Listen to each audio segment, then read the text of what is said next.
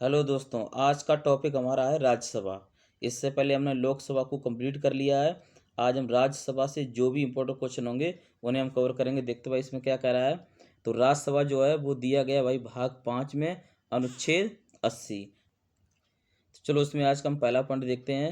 इसमें कह रहा है भाई राज्यसभा का गठन अनुच्छेद 80 में दिया गया है। तो इसमें पहला पॉइंट कह रहा है कि जो राज्यसभा का जो गठन है वो अनुच्छेद 80 में दिया गया है। नेक्स्ट पॉइंट देखते हैं भाई, राज्यसभा एक स्थायी सदन है। तो ये भी भाई ध्यान रखिए, राज्यसभा एक कैसा सदन है? स्थायी सदन है। और जबकि लोकसभा एक अस्थायी सदन है। नेक्स्ट पॉइंट देखते हैं भाई, राज्यसभा के सदस्यों की अधिक से अधिक संख्या 250 हो सकती है।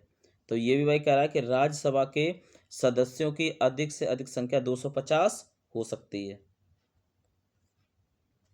नेक्स्ट पॉइंट भाई देखते हैं, वर्तमान में राज्यसभा के सदस्यों की संख्या 245 है। तो ये भी भाई कह रहा है कि वर्तमान में जो राज्यसभा के सदस्यों की संख्या 245 है। कह रहा है जिनमें से 233 सदस्य राज्यों तथा केंद्र शासित प्रदेश से आते हैं और 12 सदस्य राष्ट्रपति द्वारा चुने जाते हैं जिन्हें कला, साहित्य, विज्ञान, समाज सेवा के क्षेत्र में विशेष ज्ञान या अनुभव हो। तो ये भाई पॉइंट आप ध्यान रखिए कि जो राज्यसभा में जो 12 सदस्य आते हैं उन्हें कौन चुनता है? उन्हें राष्ट्रपति चुनता है। नेक्स्ट पॉइंट देखते हैं। अब देखते भाई कार्यकाल इसका क्या रहेगा राज्यसभा का। कह रहा राज्यसभा के सदस्यों का कार्यकाल 6 वर्ष का होता है। तो ये भी भाई ध्यान रखिए कि राज्यसभा का अपना कोई कार्यकाल नहीं होता, लेकिन राज्यसभा के सदस्यों का कार्यकाल होता है 6 वर्ष का।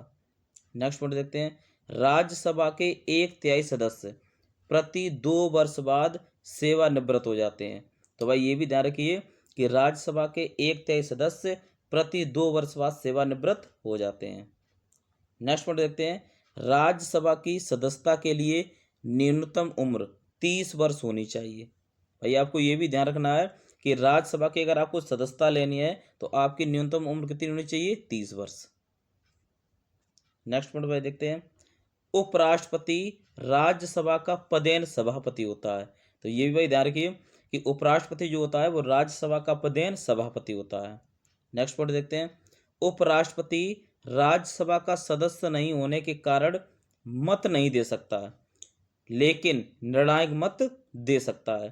तो जो उपराष्ट्रपति जो होता है वह राज्यसभा का सदस्य नहीं होता, इसीलिए उसे मत देने का अधिकार नहीं है, लेकिन वह निर्णायक मत दे सकता है।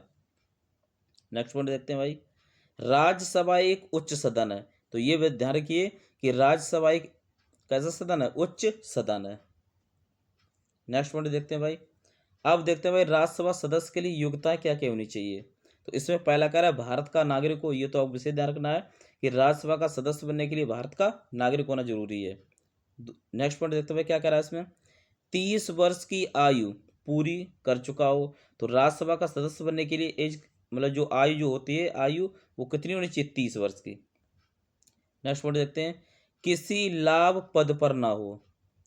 नेक्स्ट पॉइंट देखते हैं, मानसिक रूप से स्वस्थ हो। तो ये भाई ध्यान रखिए कि वह मानसिक रूप से स्वस्थ होना चाहिए।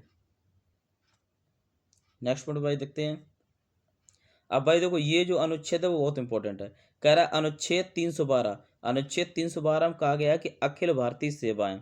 अब देखते भाई कौन कौन सी अखिल भारतीय सेवाएं हैं। पहला IAS जिसे कहते हैं भारतीय प्रशासनिक सेवा, दूसरा IPS जिसे कहते हैं भारतीय पुलिस सेवा, और तीसरा IFS भारतीय वन सेवा। तो ये तीनों कैसी सेवाएं? अखिल भारतीय सेवाएं। तो इसमें कह रहा है यदि किसी सेवा को अखिल भारतीय सेवा घोषित करना है तो यह प्रस्ताव पहले राज्यसभा में ही पेश होता है और राज्यसभा इस प्रस्ताव को 2/3 बहुमत से पारित करता है। तो ये भी भाई ध्यान रखिए। नेक्स्ट पॉइंट देखते हैं क्या कह रहा है, राज्यसभा का गठन अप्रैल 1952 को किया गया था। तो ये ध्यान रखिए भाई, जो राज्यसभा का जो गठन था वो अप्रैल 1952 को किया गया था। राज्यसभा की प्रथम बैठक 13 मई 1952 को हुई थी। तो राज्यसभा को जो पहली जो बैठक थी वो 13 मई 1952 को हुई थी। तो ये हमारे कुछ राज्यसभा से इंपॉर्टेंट क्वेश्चन थे जिन्हें हमने कवर कर लिया है। अगर भाई हमारा वीडियो अच्छा लग रहा हो तो कृपया इसे लाइक करें, शेयर करें और चैनल को सब्सक्राइब भी करें। जय हिंद।